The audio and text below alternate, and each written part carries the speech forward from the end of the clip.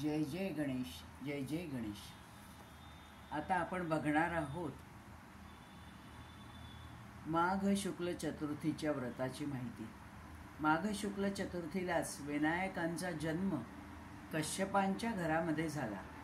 वसिष्ठ राजाला म्हणाले, हे दशरथा, तुला मी पुरातन इतिहास सांगतो, ऐकता. कर्नाट प्रांतात भानुपुरीमध्ये सोमनामा नावाचा एक राजा राहत होता. देव विप्र अतिथींचा तो सत्कार करीत असे. शस्त्रांचा ज्ञाता होता. त्याची भार्या यशोवती. एकदा राज्यात अनावृष्टी झाली तेव्हा वनात असलेल्या शौनक मुनींकडे राजा गेला. त्यांना नमस्कार करून त्याने सर्व वृत्तांत सांगितला.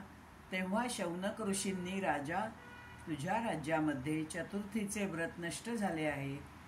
त्याने लोक रोगग्रस्त झाले आहेत, वंध्य झाले आहेत, अनावृष्टी घडलेली आहे. तेव्हा तू चतुर्थीच्या व्रताची त्या ठिकाणी योजना कर. राजा, मी माझीच गोष्ट तुला सांगतो. मी सुद्धा स्वतः तपमग्न असताना माझ्या आश्रमात एकदा भृगु ऋषी आले. त्यांचा मी आदर सत्कार केला व त्यांनी मला योगशांतीप्रद असे गणेशाचे पूजन करावे, चिंतामणींचे गणानाम त्वाम या मंत्राने जप करावा असे सांगितले. तेव्हा शौनकानेही त्या राजाला हाच मंत्र देऊन येणाऱ्या माघ शुक्ल चतुर्थीपासून व्रतारंभ करण्यास सांगितले. राजाला सर्व प्रजाजनांनाही व्रते आचरण्यास सांगितले आणि अशा पद्धतीने शौनक ऋषींनी त्याला हा उपदेश केला. त्यानंतर राजा राज्यात परत गेला. त्याने हे व्रताचा आरंभ केला. पर्जन्याची वृष्टी झाली. रोग, वंध्यत्व सर्व काही वर्जित झाले. आणि याच विभागामध्ये दुसरी एक कथा अशी सांगितली जाते की कौंडिन्य ऋषी यांनी एकदा ही गोष्ट सांगितली. एका नगरामध्ये एक अंत्यज वसत होता. त्याचे नाव भानुनामा. वनात हिंडून सगळ्यांना मार्गात तो मारून लुटत असे. एकदा वनात हिंडत असताना कोणीही पाणथस्त त्याला दिसला नाही. तो प्रतीक्षा करत होता. ती माघी शुक्ल चतुर्थी होती. अन्न जलाशिवाय रात्री तो गुहेतच बसला आणि सकाळी गेल्यावर घटाघटा पाणी प्यायला. कदाचित त्या पाण्यामध्ये विष असावे. ते विषग्रस्त पाणी पिऊन तो ओकून पडला व तिथेच मृत्यू पावला. अजाणता घडलेल्या या व्रताने तो तरुण गेला. असे आहे हे माघ चतुर्थीचे महात्म्य. आता ह्याच्याच पुढे आपण पुढच्या चतुर्थीची पण गोष्ट ऐकूया. फाल्गुन शुक्ल चतुर्थीचे व्रत वसिष्ठ ऋषींना राजा विचारतो. त्यावेळेला ते म्हणतात की फाल्गुन वरदा चतुर्थीचा महिमा असा आहे की माळव्यात एक भारक नावाने प्रसिद्ध असे एक नगर होते. हेमांगद राजा तेथे राज्य करीत असे. त्याचे पुत्रही तेजस्वी व आज्ञाधारक होते. एकदा राजाला पोटशूळ उठला. उदरात जणू काही शस्त्र खुपसावे अशी पीडा झाली. त्यांनी मग औषधी वगैरे सगळं काही घेतले, उपाय केले, परंतु ते व्यर्थ झाले.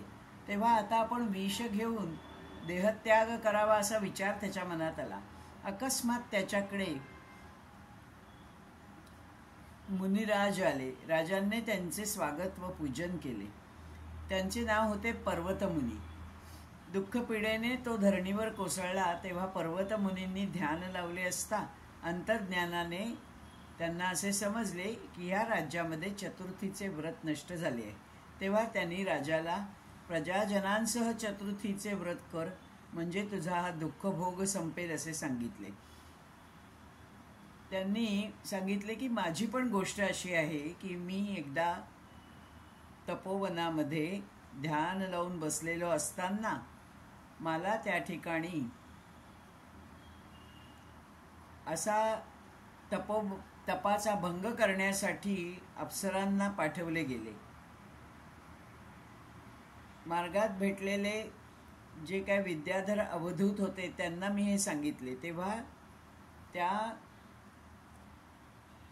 तपातून मी तरुण गेलो आणि मला त्यांनी चतुर्थीचे व्रत सांगितले.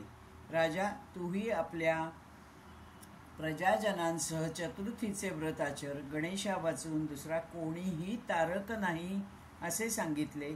आणि मग त्यांनी त्याला उत्तमोत्तम आशीर्वाद दिले. गणेश प्रसन्न होऊन तुला योग्य अशी दिशा मिळेल, मार्ग मिळेल असेही त्यांनी सांगितले. त्यानंतर राजाने शुक्ल चतुर्थीचे व्रत केले. प्रजाजनांनाही शुक्ल चतुर्थीचे व्रत करायला सांगितले आणि त्या दिवसापासून राजा अत्यंत सुखाने आनंदाने राज्य करू लागला. जय जय गणेश देवा. धन्यवाद.